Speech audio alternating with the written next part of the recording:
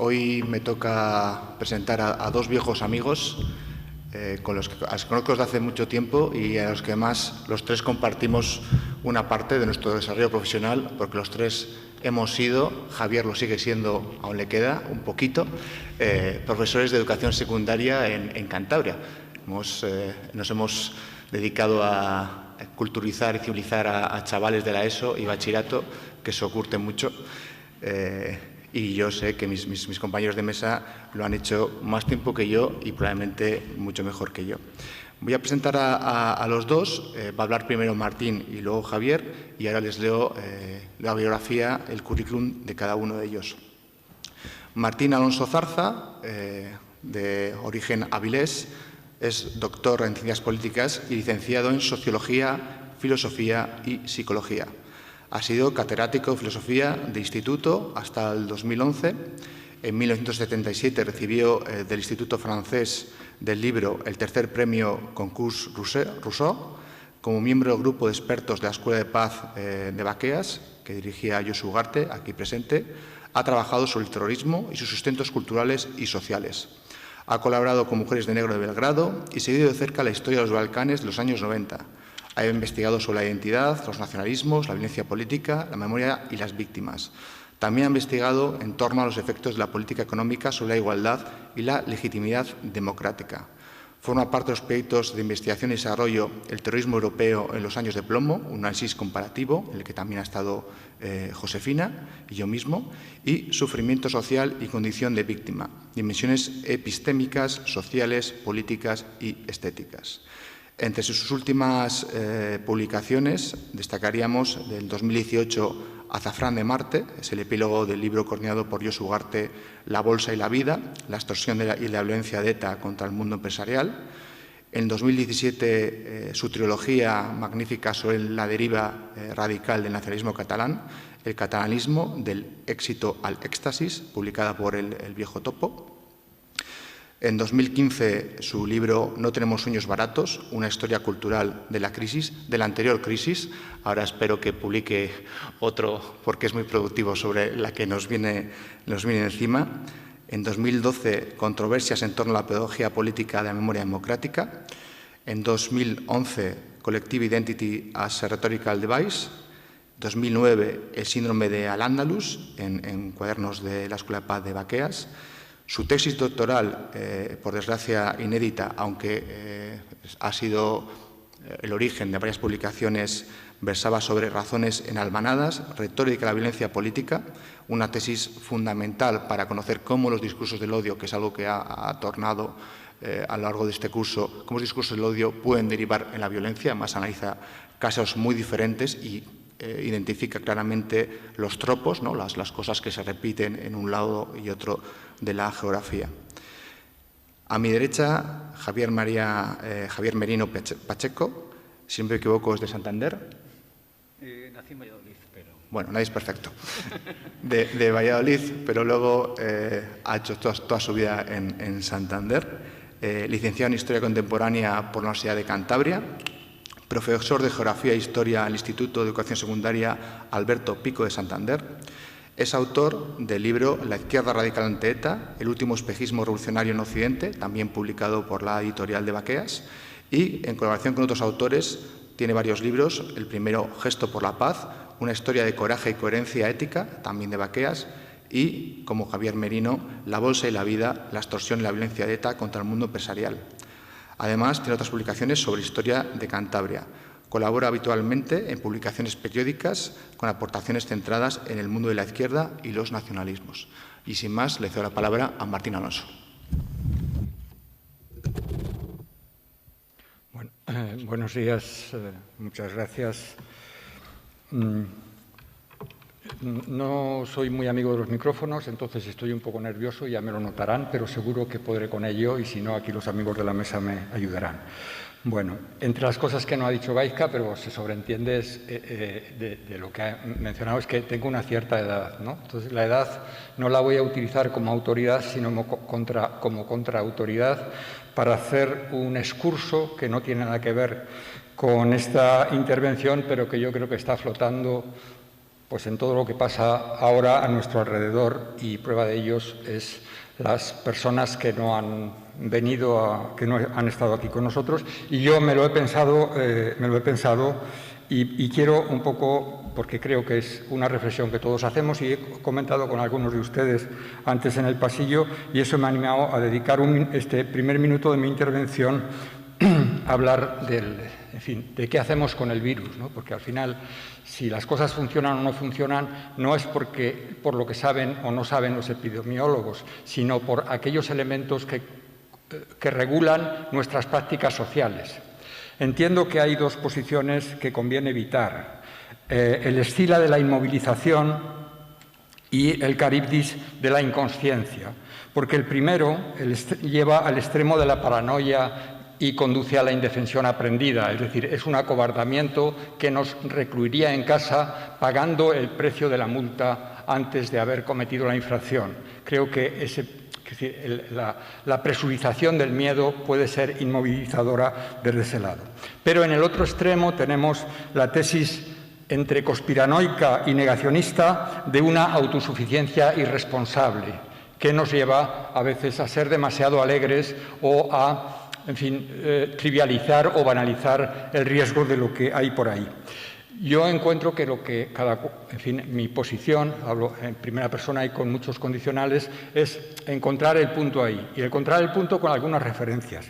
Por ejemplo, a mí me ha valido mucho para salir de la primera saber que Gaizka, Fernández, Graciela, José Ángel, el Centro Memorial, el Centro Internacional Antonio Machado, con su crédito y con su responsabilidad, con el esfuerzo que han hecho para preparar esto, ese es un elemento que a mí me ha animado a decir: esto vale la pena y hay que hacerlo, y yo no debo poder acobardarme cuando estas personas han hecho todo este esfuerzo y han tomado todas esas decisiones. Así que, en primer lugar, porque finalmente somos seres sociales y actuamos en función de cómo situamos la influencia que tienen sobre nosotros los otros significativos. Entonces, para mí, las personas que he citado son otros significativos y mi conducta ha sido guiado por ello, ¿no? Pero quiero citar el otro lado, el de evitar la irresponsabilidad. He hablado con unos amigos sanitarios sobre el tema y sobre venir a Soria. Y entonces una amiga enfermera me dijo: si quieres dar un mensaje en Soria, ponte guantes. Me los he puesto. Y explico por qué. El guante es un aviso del riesgo. Yo creo que el riesgo es una presencia continua. No hay que asustarse, pero no hay que minimizarlo.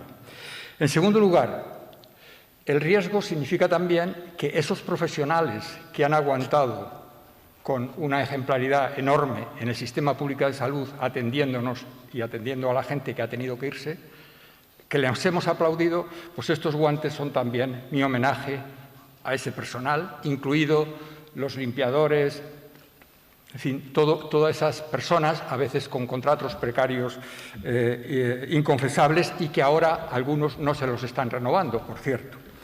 Y, en tercer lugar, y para mí es lo más importante porque yo creo que tiene mucho que ver con lo que estamos hablando aquí, cuando me dijo: ponte unos guantes, yo lo primero que dije: pero ¿cómo voy a hacer yo el ridículo con unos guantes? Entonces, yo he tenido que desaprender mi sentido del ridículo.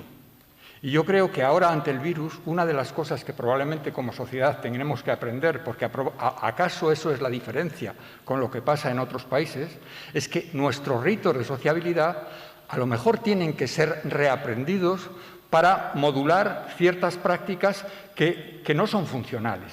Entonces, lo que yo me atrevería a decir, después de y perdonen un poco la efusividad, ¿no?, pues ya le dije que estaba nervioso, es que creo que ningún rito, ninguna práctica preventiva puede ser entendida como ridícula en el contexto en el que estamos. Así que yo he pasado la vergüenza de ponerme los guantes, y si estoy nervioso no es por los guantes, es por el micro y por ustedes que me están escuchando, ¿no?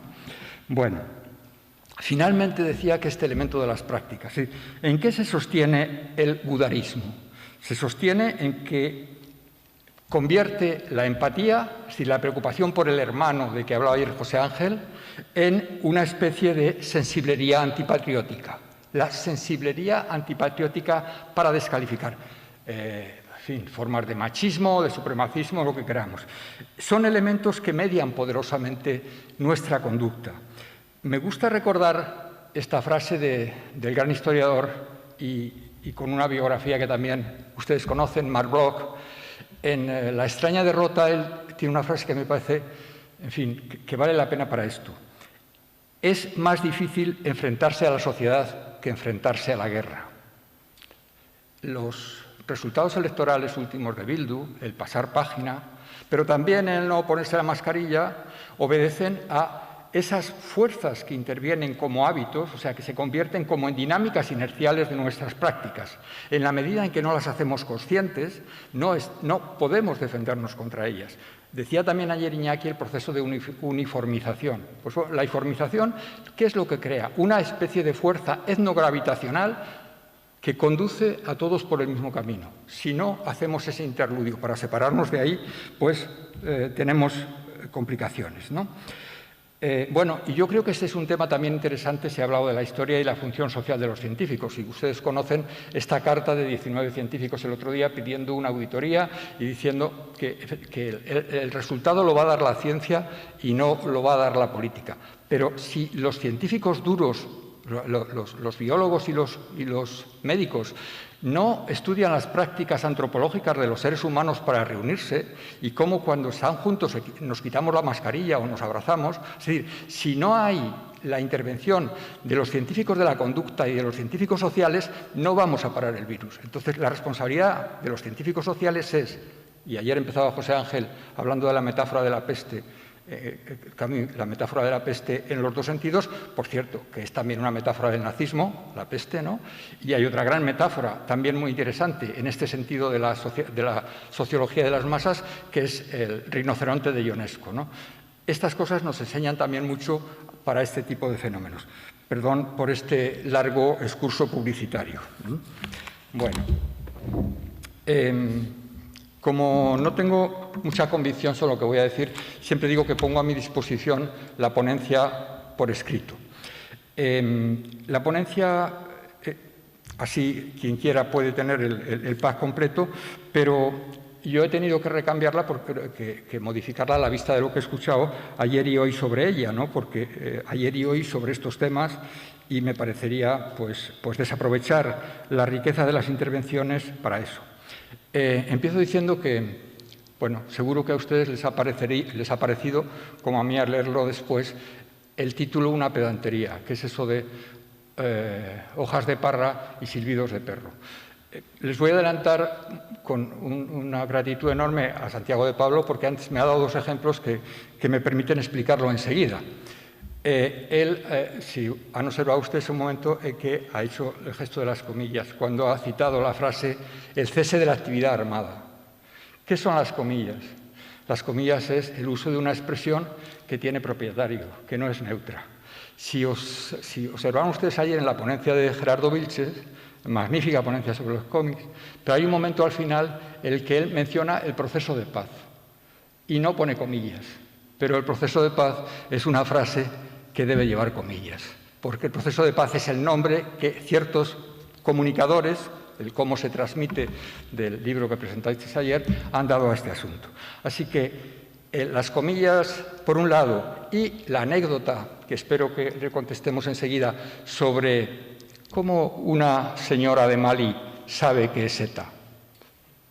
Es una pregunta que yo creo que puedo contestar, que podemos contestar a través de esto, y lo vamos a usar utilizando este documental reciente, presentado en el Festival de Documental de Biarritz, 22 y 23 de febrero, y presentado por la televisión pública francesa el 27 de abril. Bueno, pero antes de entrar en ello, bien, la organización, yo voy a hablar 5 minutos antes para decir las dos cosas, a ver si soy capaz de decir las dos cosas que creo que son importantes que diga. Luego tenemos una especie de juego de diapositivas que nos vamos a repartir. Por cierto, el hecho de que no lo repartamos es que me gusta a mí mucho trabajar a cuatro manos, y como sé que soy bastante inseguro en esto, pues contar con Javier en la mesa y con Gaizka me da mucha tranquilidad. No perdonen estas cosas en la primera persona. Bueno, Entonces, digo, esa es nuestra distribución. Yo voy a decir las dos partes principales ahora y luego vamos a explicar un poco en una secuencia que terminará Javier. Bueno, utilizamos este documental para, de alguna manera, ejemplificar los recursos comunicacionales que implica la seducción de la narrativa del conflicto.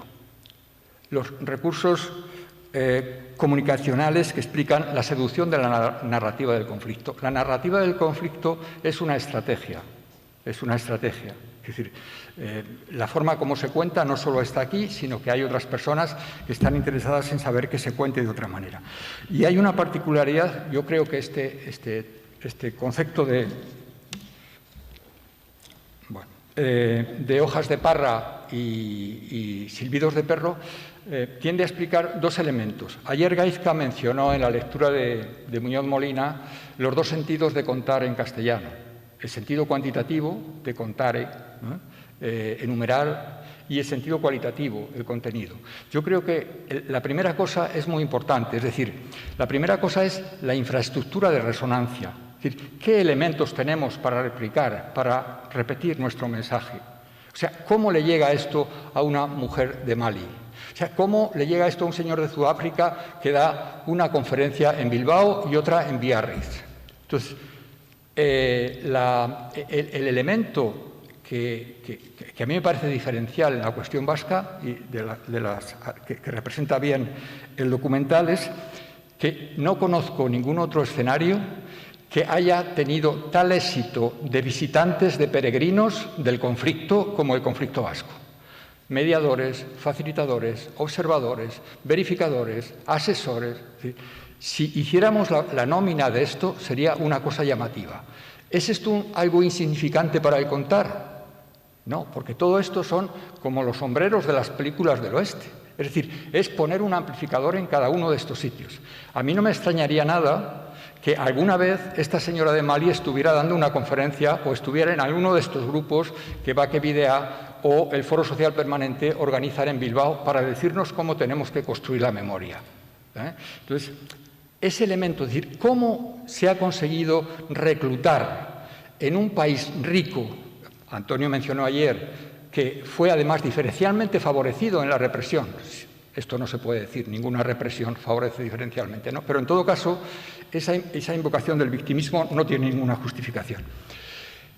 ¿Cómo se ha dado este hecho diferencial? Es decir, cómo es esa presencia continua de vedetes internacionales, desde Kofi Annan hasta Pierre Josse, el antiguo ministro de Interior francés, que se han presentado allí ¿para qué?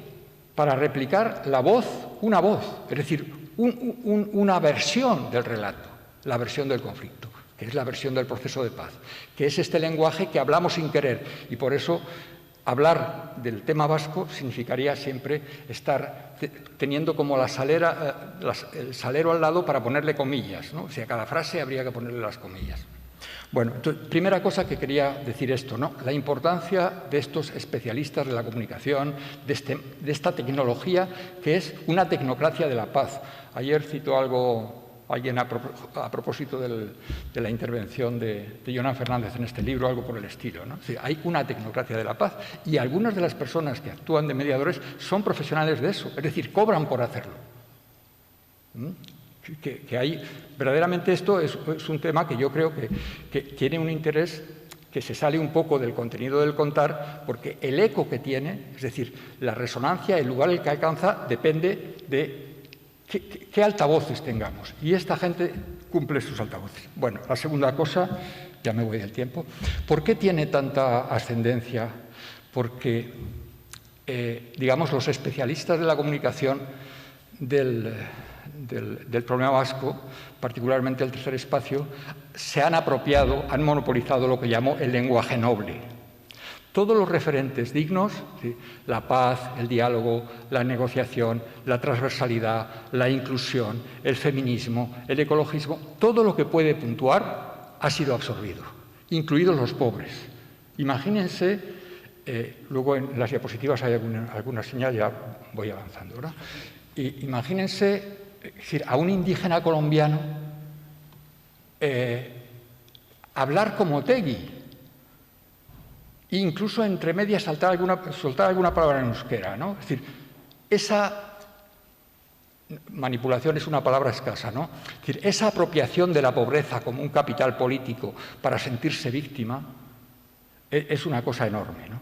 Claro, los pobres son uno de los indígenas, los kurdos, los saharauis, tienen una presencia constante. Otra, claro, son las vedettes internacionales porque le dan brillo, ¿no? Pero, sobre todo, el papel principal corresponde a estos comunicadores, ¿no? Brian Carrin, Ann Kendall, bueno, estas personas que no han dejado pasar por aquí, y luego les tenemos en el documental, donde hay 28 intervenciones, de las cuales 22 son de esta gente. Es decir, 22 personas que lanzan el mismo mensaje en 52 minutos, ¿eh? Así y que se ha presentado este año. Bien. Iba a decirles, para explicarles qué significa eso de hojas de parra y silbidos de perro. Y con esto pasamos a la presentación. Vamos a ver, en términos de... Ayer se habló un poquito de esto, ¿no? En términos de pragmática, es decir, del efecto de la comunicación, no de los quilates, no del contenido, no del mensaje. Las hojas de parra son palabras que sirven para eufemizar o para ocultar realidades que son oscuras, ¿no? Entonces, o sea, si oímos a Otegui, en cada frase aparece la palabra democrática. O sea, o democrático, o el pueblo, o sociedad civil, todo esto está. Entonces, el lenguaje noble legitima. La apropiación de este discurso tiene un innegable poder, porque obviamente para los propios nos hace sentir, estamos del lado de los buenos, ¿no? Y para la gente que no conoce nada, porque esto es muy interesante, ¿no? El hecho de que es mucho más fácil para alguien asumir la teoría del conflicto, la teoría de los dos bandos, cuanto más desconoce del País Vasco. Y muchos de los que vienen, o sea, no conocen nada. Una de las personas que te viene en el documental, que es experta, Verónica Atbuet, dice que cuando llega a enterarse de esto no sabía nada de lo que pasaba en España, ¿no? Entonces, ¿qué es lo que sabe? Es el prontuario que le transmite Paul Ríos. Y lo recita, y eso se nota en el documental, porque es el mismo recitado continuamente, ¿no? Entonces, la importancia del lenguaje noble, ¿sí? Estos referentes que nos dan prestigio, derechos humanos y demás, y que hace ver que lo que ha pasado, es decir, que la gente que capitanea este relato del conflicto es alguien que efectivamente comparte estos valores. Bueno. Es normal que pierda los papeles, no se apuren. Esto del desconocimiento que explica ciertas cosas, en fin, a lo mejor ustedes recuerdan, a finales del 2018, este artista chino, Ai Weiwei, apoyó a Puigdemont porque le consideraba que era una víctima del totalitarismo español como él era una víctima del totalitarismo chino, ¿no? Eso da un poco la idea de estos apoyos internacionales, el conocimiento que tiene. Claro, Weiwei no sabía, y esto del lenguaje noble tiene mucho que ver con la importancia, no hemos citado aquí la palabra, del marco narrativo. ¿Sí? El marco narrativo del conflicto es muy poderoso. ¿Por qué? Porque si el marco del terrorismo es asimétrico y asigna funciones muy diferenciadas a las víctimas y a los verdugos, el marco del conflicto indiferencia. ¿Sí? Ahí estamos en un totum oscuro donde todos somos víctimas y por eso tenemos que dialogar, tenemos que negociar, porque no sé qué, y tenemos que pasar página. Luego, al final, no somos todos iguales. Sí. Bien, gracias, Gaizka. Sí, pues, antes de la presentación, solo esta ponencia está dedicada a José Ramón Recalde y a la librería Lagún. José Ramón Recalde, el próximo septiembre harían 20 años de su atentado. ¿Y por qué cuento esto? Porque, mire, José Ramón Recalde no puede hablar y muchos de los que podrían estar aquí contando cosas no pueden hablar. Entonces, la discusión de quién cuenta es una discusión que está muy sesgada. Ni Fernando Buesa, ni Gregorio Ordóñez, ni Lope de la Calle, ni Portel, ni muchos otros tienen voz. Y en el documental interviene Iñaki Anasagasti. Iñaki Anasagasti es compañero de partido de de Joseba Eguíbar. Joseba Eguíbar estaba en un debate televisivo en junio de 1994 con Gregorio Ordóñez y con Fernando Buesa. Ahora solo habla Eguíbar. Ordóñez y Buesa no pueden hablar. En el cómo contamos está también cuántos podemos contar. Y bueno, con la dedicatoria terminamos y ahora vamos con... Bien, como ayer es un poco el principio, el contexto de para qué sirve interpretar, entonces yo retomé algunas de las cosas, podría haber puesto a Klemperer, entonces ahí tienen un poquito la victoria, yo tengo por aquí mi papel para no darme la vuelta y que me escuchen. La primera cita de Hume dice que la guerra no la ganan las armas, sino que la ganan los instrumentos, los amplificadores, ¿no? Quien es capaz de transmitir lo demás, ¿no? La segunda es interesante, también ayer se habló de Nietzsche, es decir, ¿por qué la narrativa del conflicto es tan acogedora? Porque son proteínas para el ombligo, es decir, alimentan nuestro sentido de la superioridad, nos cuentan lo importantes que somos, ¿no? Recitan leyendas épicas como si fueran ciertas, y los mediadores se sienten como ese rey, y además cuando se van les dan la acreditación de conflictólogo, que es una cosa que pesa mucho. Si cuando alguien ha pasado por el conflicto vasco, se lleva ya el currículum. Pasamos, Javier. Bueno, saltamos eso. Bueno, hay una cita que quería decir de Karl Kraus, que es un personaje interesante también, repitiendo al debate de ayer, que dice el papel capitanía las armas. Bueno, ahí tenemos la declaración de intenciones, como he dicho antes a propósito de Hume, la orquesta de la paz y el conflicto, es decir, ¿cómo se amplifica esto? Bueno, entonces ese documental, ya ven ustedes el título. Es decir, imagínense que pusiéramos ahora algún título como Mi lucha, ¿no? O algo por el estilo. Es decir, el título es el anagrama de ETA. Y el subtítulo es interesante porque es la hoja de parra. Un largo camino hacia la paz. Es decir, la historia de ETA es un largo camino hacia la paz. Los pobres han tenido dificultades porque España no quería negociar, lo que ha dicho Otegui anteayer, ¿no? Cuando España no quería negociar y todas esas cosas. Bueno, no vamos a pasar cortos por las razones que ha dicho Santi de Pablo, pero en la ponencia me lo piden y en ese link que tienen ahí abajo lo pueden ustedes ver el documental en francés, no tiene subtítulos, pero se pueden hacer. Las primeras imágenes son gente de ETA entrenándose, o sea, tirando tiros con máscaras, ¿no? Seguimos las vinculaciones. Bueno, claro, el documental se presenta como un elemento aséptico, no solo como un elemento aséptico, sino que pretende dar una visión nueva, es decir, nueva quiere decir que va más allá de lo que se sabe sobre ETA, ¿no? Pero, sin embargo, las conexiones son estas, ¿no? El aversalismo radical y luego esa sociedad civil, también entre comillas, que está representada por esos grupos que transmiten ese mismo lenguaje. Sí, pasamos, Javier. Las vinculaciones documentales. Bueno. Hoy vas a hablar algo de los grupos. Perdona, Javier. ¿Vas a hablar algo de los grupos? No, ¿De los? No, que si vuelvo atrás... No, bueno, no pases. No, los grupos que lo activan, que esto es importante, ¿no? Es decir, las narrativas no vuelan sueltas. Hace falta poder organizativo.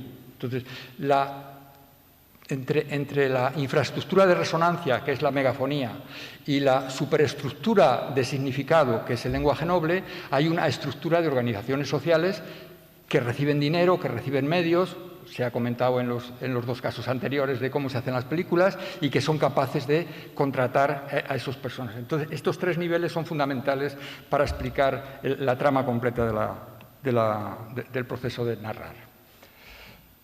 Bueno, se lo dejo que lo lean. Este es, en la propia formulación de los productores, el objetivo del documental. Creo que no necesita más comentarios.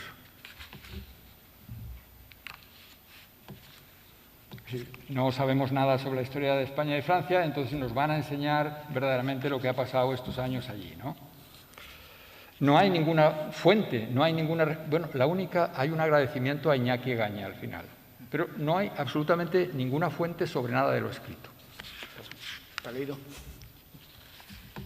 Bueno, esto es fundamental porque es el paralogismo del número. O sea, la idea de la identidad es decir, ¿Cuántos cuentan? Es decir, somos tantos que representamos a todos. Y además somos muy importantes porque miren el perfil de la gente que hay ahí, ¿no? Claro, hay el doble perfil. Hay el perfil vedette, es decir, son personalidades 5 estrellas porque tienen un currículum internacional, pero tienen a los representantes directos del aversalismo, ¿no? Entonces ahí tenemos a Rufino Echeverría, bien conocido, ¿no? A Eugenio Echeveste, Anchón, ya está, ¿no? Y pasamos, es un poquito para que vean, en fin, perdón, el empeño en aglutinar, es decir, generar crédito y legitimidad incorporando personas que hablan 30 segundos diciendo tópicos, ¿no? Fíjense la última, Christiane Taubira, la ministra de Justicia. Voy a leerles de esto porque la anteúltima intervención en el documental, que no vamos a pasar nada, es de Taubira y dice esto. A partir del momento en que esta persona contribuye a que se llegue a salir de este estado de enfrentamiento militar, con muertos, torturas, transgresiones a la ley y también transgresiones cometidas por los guardianes de la ley, hay que tener en cuenta, así como se ha tenido en cuenta su valentía a la hora de elegir esta causa, se debe tener en cuenta su fuerza moral en la contribución de la resolución a este conflicto y a este problema. Si yo les pregunto, ¿saben ustedes quién está hablando? ¿Se ha entendido la cita o la leo otra vez? ¿Se ha entendido? Bueno, ¿saben ustedes quién está hablando? De Josu Ternera. Está hablando de Josu Ternera y habla de su valentía en la elección de esta causa y de su fuerza moral en la contribución a la paz. La siguiente y la última intervención es de Sergi Portelli, que es un magistrado, y fíjense lo que dice. El pueblo vasco, estos combatientes, tienen en el pueblo vasco una aureola, un aura increíble. Son estas personas las que han construido la paz. Josu Ternera, Anchón Echeveste y estos chicos de la gasolina, ¿no? O los chavales de Alsasua. Bueno, seguimos con y el propio Josu Ternera es parte porque se retoma la lectura de su carta en tal y cual y los nombres de Bruno Leroux, Rajoy, Rodríguez Zapatero y Manuel Valls son las únicas voces, que son voces en off. Es decir, no hay ninguna voz directa que diga otra cosa que, en fin, que esta lengua de madera de este asunto. Luego Javier lo detallará. Bueno, me interesa de ahí la segunda parte de la ficha técnica, ¿no? Es decir, se ha hablado antes de esto. Es decir, ¿por qué estas cosas? ¿Por qué llega esta voz? Y la gente sabe de eso.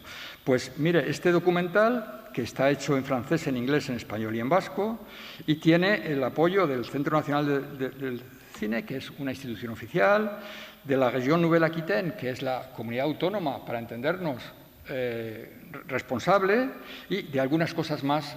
De hecho, pasó en France 3, que es una televisión pública, ¿no? Así que seguimos, Javier. Bueno, ahí damos un salto, pero eso se llama el árbol de la verdad. Ese árbol de la verdad se pone en Bayona en 2018 y eso lo protagonizan los artesanos de la paz, que son los que han dado cuerpo a este documental. Hubo una protesta de un colectivo allí y el árbol se quitó alegando condiciones, en fin, del subsuelo. Había restos y no sé qué, pero fue por la presión, ¿no? Miren, observen bien un poco lo que representa este árbol, si eso es un árbol de la paz, y eso se pretendía que fuera la verdad, ¿ah? Es decir, la verdad del árbol. La verdad del árbol es la verdad del hacha. Ya sabemos lo que significa el hacha, creo yo, ¿no? Bueno, como vamos rápido, pasamos, Javier. Bueno, yo les pido que hagan el enlace de aquella a esta. Este es un libro fundamental, es una coedición de Chalaparta, citó ayer, de Gara y de Mediavás. Está publicado en francés, en euskera y en castellano. Tiene todas las proyecciones. Mira, se me ha olvidado traer la revista en bata, donde está, en todos los números está en la publicidad, la página completa, ¿no?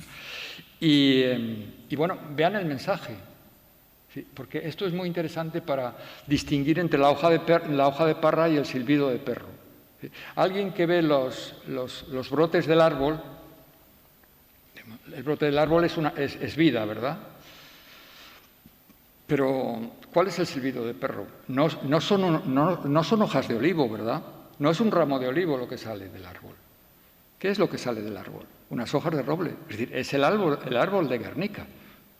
En el comunicado de ETA de abril del 18 dice: tenemos que hacer la paz para acabar con las llamas de Guernica. Y este libro es considerado por Chalaparta y toda esta gente el libro de la década. Y es el libro que ha inspirado el documental.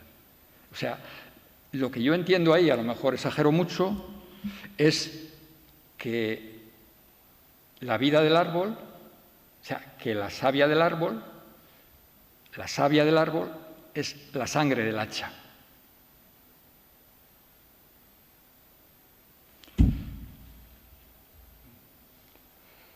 Bueno,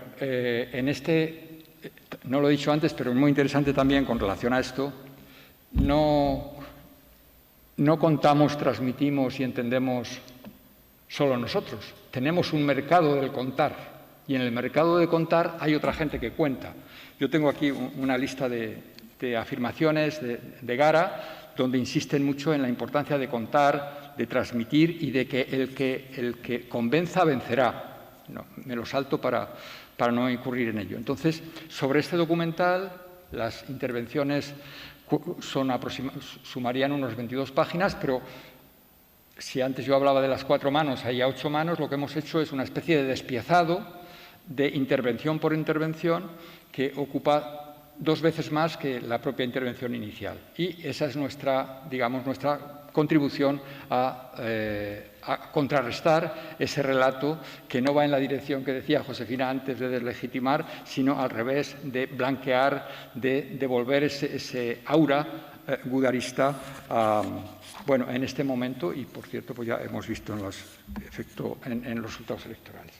Bueno, eso está en la introducción de ese documental, que de momento solo está en francés, pero lo vamos a traducir y se va a difundir. Y de entrada ese documental... Sí, no sé si le ha dado tiempo. Sí. Ese documental ha tenido esa respuesta y como resultado de esta carta que ustedes ven ahí, esto es, el CSA es el Conseil Supérieur de l'Audiovisuel, es la autoridad superior en televisión en Francia, comentabais antes que no todo vale, etcétera, entonces va a instituir o va a crear un dispositivo, un organismo, para que cuando haya materiales sensibles como este no puedan pasar así. Entonces, en ese punto había otros planes de la COS de hacer Sigo porque le quito la voz. Bien, en el documental no hay ninguna referencia a ninguna fuente solvente, no aparece ninguna víctima, nadie sabe quién es, desde luego, Miguel Ángel Blanco. En fin, he citado yo antes a las voces desaparecidas, no de la calle y tal, pero también están las voces desaparecidas de Lloyes y están las voces que merecería oír, que son las de Nanclares. Es decir, unos verdaderos artesanos de la paz, como se llaman, tendrían que haber ido aquella gente que representa el camino de vuelta, ¿verdad? Bueno, se ha borrado un poco lo de arriba, pero les pongo esto. Es un ejemplo de la megafonía. La Universidad de Verano de EH es decir, EH Bildu del Norte, tiene 2 días de agosto con esa participación. A la izquierda es Mario Zubiaga, en fin, no me detengo en él. El siguiente es Xavier Antich, un filósofo catalán, y aquí viene otro elemento fundamental a la hora del contar, es la confluencia de la megafonía catalana con la megafonía vasca, pero no me detengo ahí. Xavier Antich en sus presentaciones oficiales aparece con el lazo amarillo, con il se doit, ¿no? La siguiente es Aurélie Treff, es la portavoz de ATTAC en Francia. Entonces, la portavoz de ATTAC, es decir, un grupo antisistema de izquierdas apoyando una causa completamente etnicista parafascista. Y el último es Jean-Pierre Talabani, el presidente del Parlamento de Córcega. Faltan aquí los pobres. Generalmente hay algún pobre de algún sitio, ¿no? Pero se ve que no les ha dado este año el presupuesto.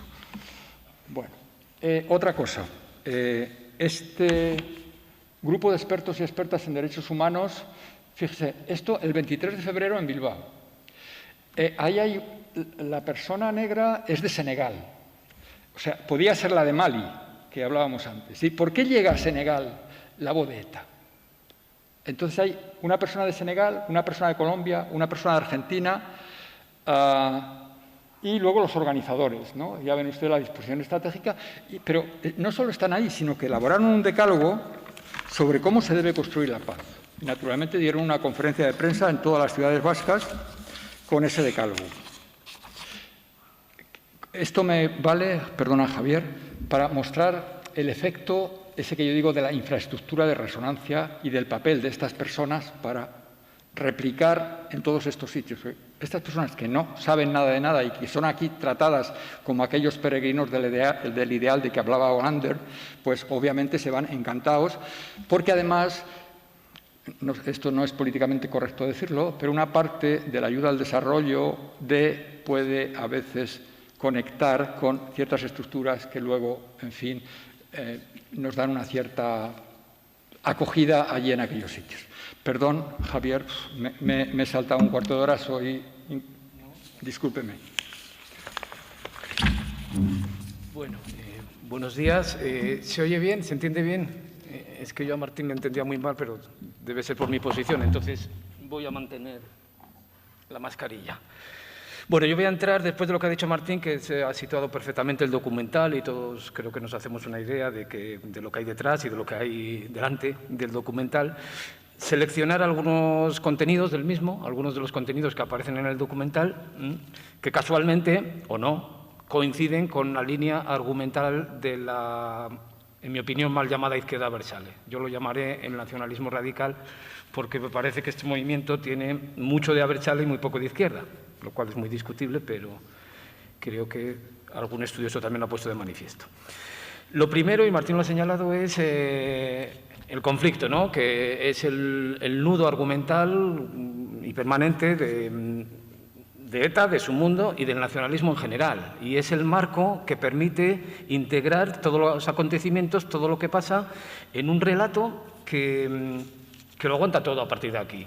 Es un marco, además, que se compra muy fácilmente, como se ha señalado, incluso por agentes que en principio estarían situados en el otro lado. Yo recuerdo, por ejemplo, el documental, yo creo que la imagen que ha puesto de Pablo era el fin de ETA, es el documental este de Aizpiolea, y bueno, pues en ese documental Eguiguren, que era el interlocutor de ETA, insiste continuamente en el término conflicto, ¿no? Entonces, están sentados a ambos lados de la mesa, negociando supuestamente la paz, dos personas que coinciden en considerar que aquí hay un conflicto. ¿Qué implica considerar que aquí hay un conflicto en los términos en los que estamos hablando? Porque, claro, es un término también que puede dar lugar a muchas interpretaciones, ¿no? Yo creo que esto se refiere, hace referencia a un enfrentamiento prolongado en el tiempo, en un tiempo que se estira y se encoge a voluntad. Quiero decir, en el documental aparece de manera insistente, como es obvio, la guerra de España, ¿no? La guerra civil, a la que se hace referencia continuamente, ¿no? Pero, cuando nos conviene, nos vamos a las guerras carlistas. En el documental aparece también 1512, el momento en que Navarra se incorpora al Reino de Castilla, y cuando nos conviene también, pues nos vamos a los romanos, a la resistencia de los vascones, como pueblo noble e indómito, a todos los invasores que han querido hollar la gloriosa tierra vasca, ¿no? Entonces, hay un conflicto entre dos entes impersonales, por supuesto, uno representado por el pueblo vasco y otro que es España. No es el gobierno español, no es la policía que a veces tortura, no es España, como luego intentaré poner de manifiesto, ¿no? Y en ese enfrentamiento, pues lógicamente, de vez en cuando surgen guerras, violencias, grupos armados que están en el lado bueno o en el lado malo de ese conflicto. El término conflicto también implica, pues eso, que se encubre la naturaleza real del contencioso, y a la hora de hablar de un conflicto con mayúsculas en Euskadi en las últimas décadas, indudablemente hay que hacer referencia a que el gran conflicto ha sido la existencia de ETA. La prueba es que a partir del 20 de octubre de 2011, cuando ETA decide dejar la violencia, no tenemos un conflicto con mayúsculas, tenemos muchos conflictos con minúsculas, como hay en otros muchos territorios de España y de fuera de España. Tenemos conflictos de clase, conflictos de género, tenemos el coronavirus que avanza a marchas forzadas, y en el País Vasco bastante. Tenemos muchos conflictos, ¿no? Pero, bueno, que se intentan resolver democráticamente, pues como en otros lados, ¿no?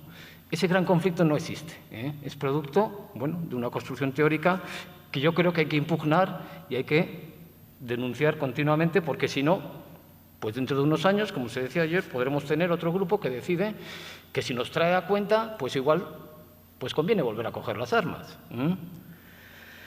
Bien, a partir de aquí, pues vamos a los acontecimientos, vamos a la historia real, digamos, ¿no? La Guerra de España, ¿no?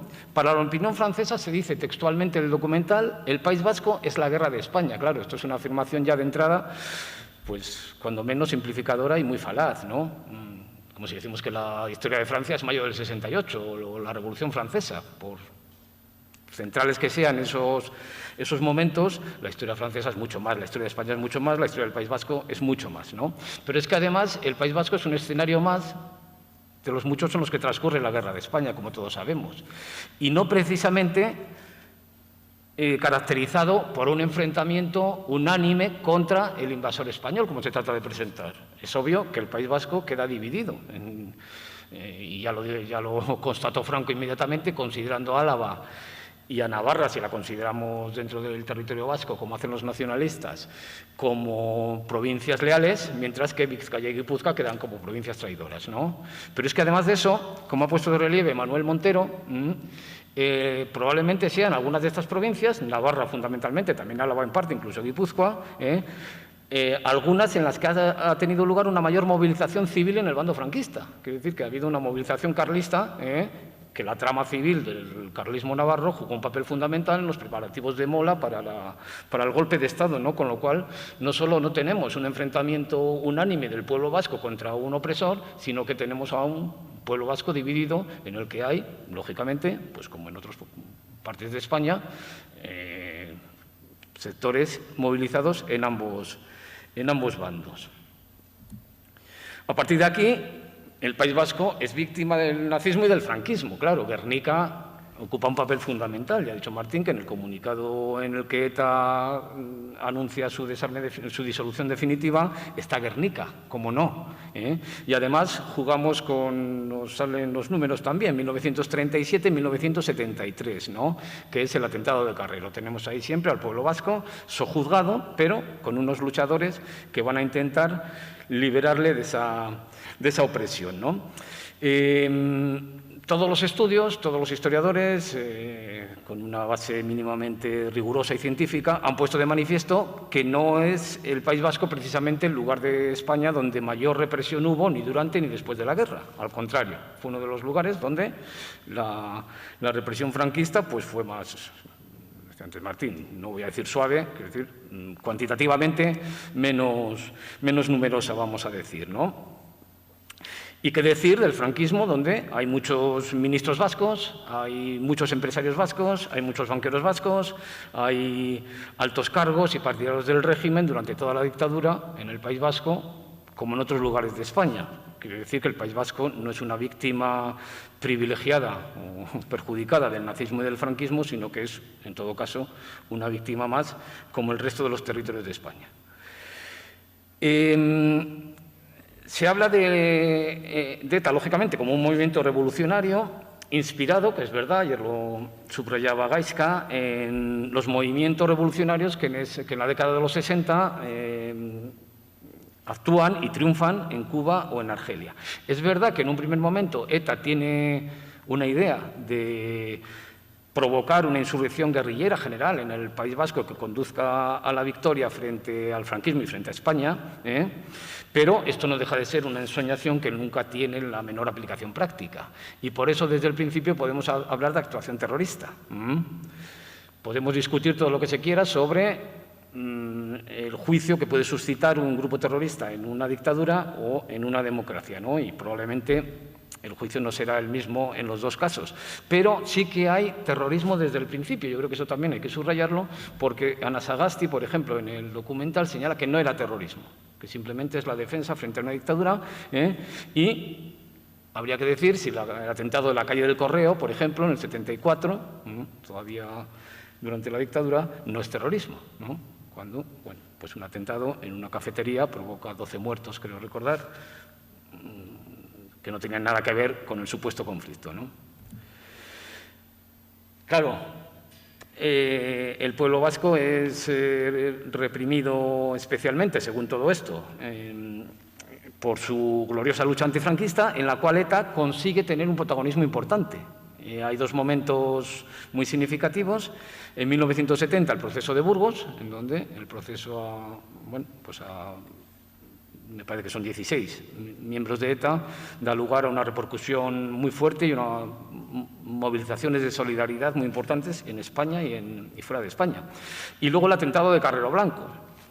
ETA consigue adquirir un protagonismo en esa lucha antifranquista, en la cual yo creo que en el protagonismo hay tres factores que están actuando, ¿no? El primero es la propia espectacularidad de las acciones. Lógicamente no es lo mismo hacer volar el coche del presidente del Gobierno que la labor de la oposición, que se desarrolla mediante asambleas, mediante reparto de comunicados, mediante, en fin, lo que es la lucha ciudadana, ¿no? Obrera, ciudadana. Lógicamente tiene mucho más impacto, en principio, las acciones de ETA, ¿no? Luego hay una estrategia deliberada. Creo que los más viejos del lugar sabemos que el atentado de Carrero coincide con el principio del juicio 1001 a los dirigentes de comisiones obreras. En la historia hay casualidades, evidentemente, pero a veces no hay casualidades. Quiero decir, a veces está intencionadamente buscado. Lógicamente, esto hace que todos miremos a ETA como la gran luchadora antifranquista y que el proceso 1001, bueno, pues en aquel momento se le olvide a la mayoría, ¿no? Y luego está un asunto que salió ayer y que yo creo que es central y en el que hay que insistir día sí día también, es la dejación de la izquierda, ¿no? Es lo que Martín ha señalado como la nacionalización del antifranquismo y de lo que luego ya deja de ser el antifranquismo porque Franco muere, pero lo mismo por otros medios, ¿no? Quiero decir, la izquierda ha dado carta de naturaleza democrática, progresista y buena a todo nacionalismo anti-español, ¿no? A todo nacionalismo periférico. Estamos contra España, son buenos. Eso se ha aplicado a ETA, desde luego en la época del franquismo, pero incluso después. No ha habido una verdadera lucha de la izquierda contra ETA. O sea, lo más que se ha alcanzado a decir, de cierta izquierda me refiero, ¿no? No vamos a incluir a toda. Pues hombre, está mal que matéis, ¿por qué no lo dejáis? Vamos a ver si hablamos. No ha habido realmente una lucha contra ETA.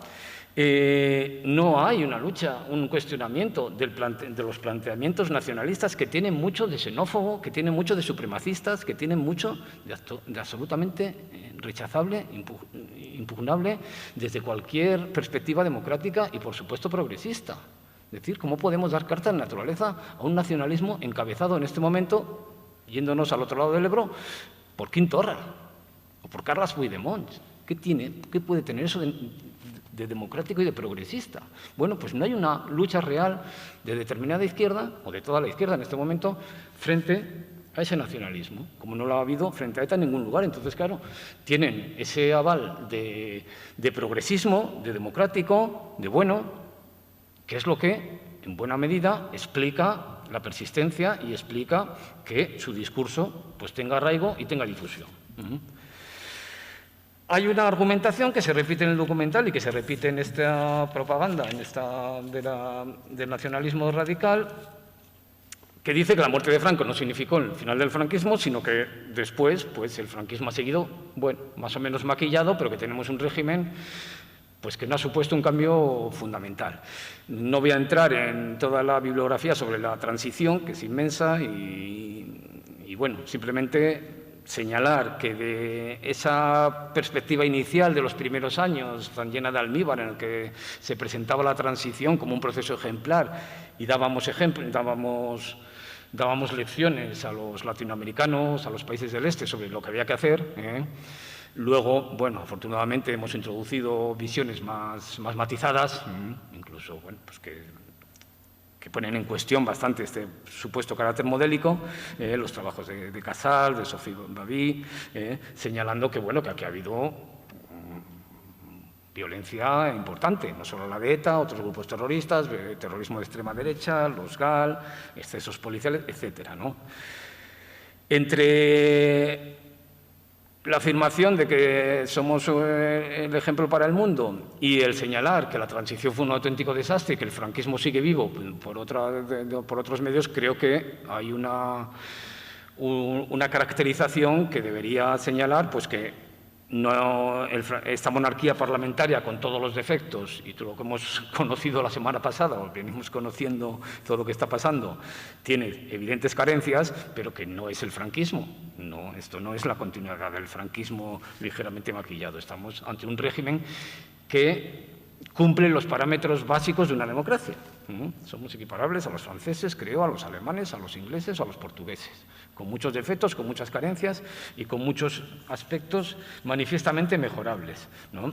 Entonces, claro, toda la retórica del nacionalismo radical y de ETA durante su existencia era que seguían luchando contra el mismo enemigo. Otro de los argumentos que aparece en el documental, dentro de esa presentación de España como algo tremendamente negativo, es la proliferación de nostálgicos del franquismo, ¿no? Como si aquí, bueno, pues todos los españoles fuéramos franquistas o casi, ¿no? Precisamente cuando el hecho diferencial en España durante las décadas anteriores ha sido la inexistencia de una fuerza significativa de extrema derecha.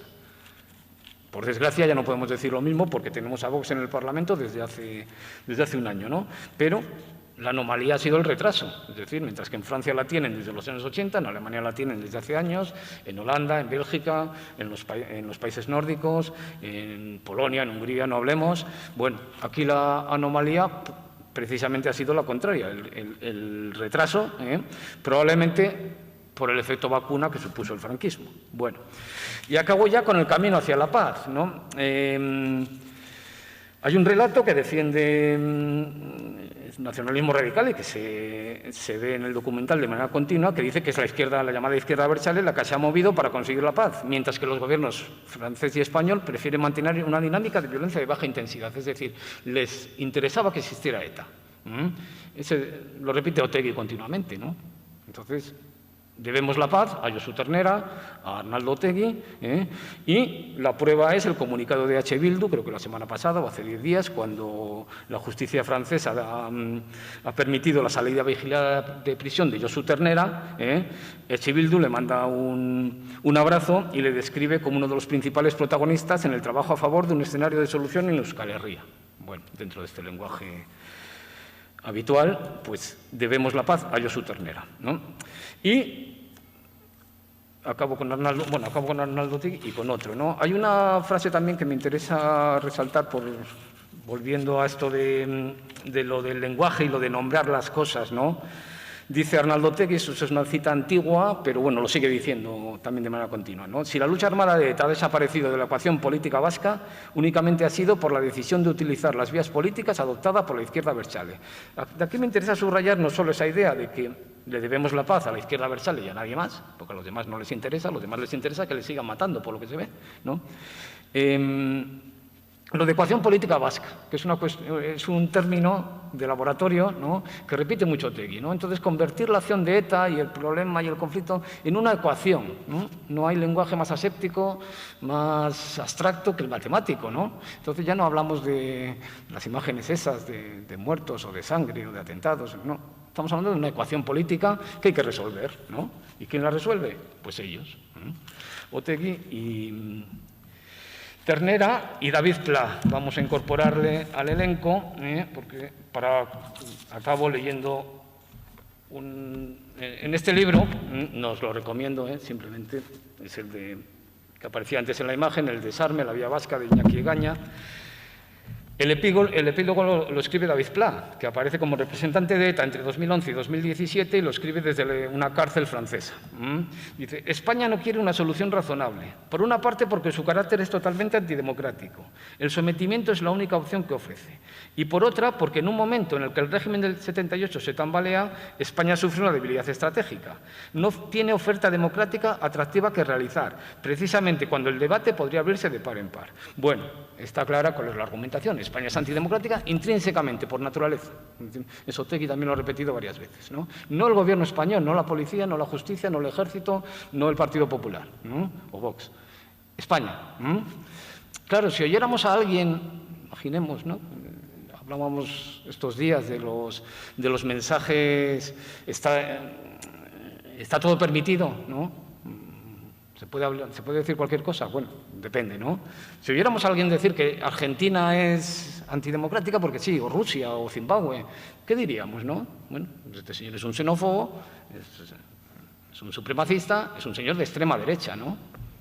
Bueno, pues esta gente sigue diciendo estas cosas, son aceptados como interlocutores válidos por los partidos actualmente que gobiernan en España, que llegan a acuerdos con Bildu como si fuera una fuerza política como otra cualquiera, tienen 250.000 votos aproximadamente en las últimas elecciones en las 3 provincias vascas y el 28% de los votos. Esta es la tarea que tenemos, esto es lo que hemos hablado estos días, desde la literatura, desde la historia, desde las ciencias sociales, tenemos que combatirlo.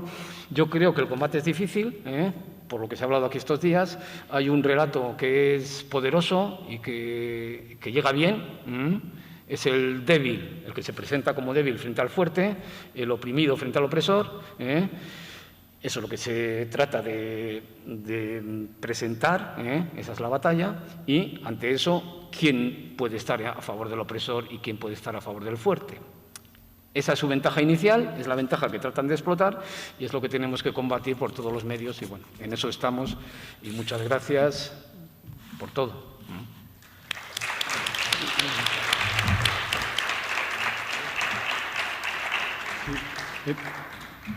Sí, me perdonaba un segundo antes de la... Perdón, ya me he saltado antes el tiempo, pero he dejado sin explicar lo que es lo silbido del perro y por lo de la... Se habla a propósito de esto, de la frecuencia de los mensajes. Entonces hay mensajes que por una frecuencia hay silbatos que solo los escuchan los perros. Cuando yo les he puesto cuando hemos puesto la imagen del árbol del desarme de Iñaki Egaña, es decir, quien no sabe nada ve el roble, eso es una hoja de parra, pero quien sabe ve el árbol del Guernica, eso es un silbido de perro, es decir, los iniciados perciben ese mensaje. Los mediadores que no conocen el asunto asumen este lenguaje. Por eso, Javier acaba de leer este David Pla. ¿Cómo es posible que un discurso como este sea asimilado y apoyado por un elenco de personalidades como estas que están en el documental? ¿Cómo es posible? Silbido de perro.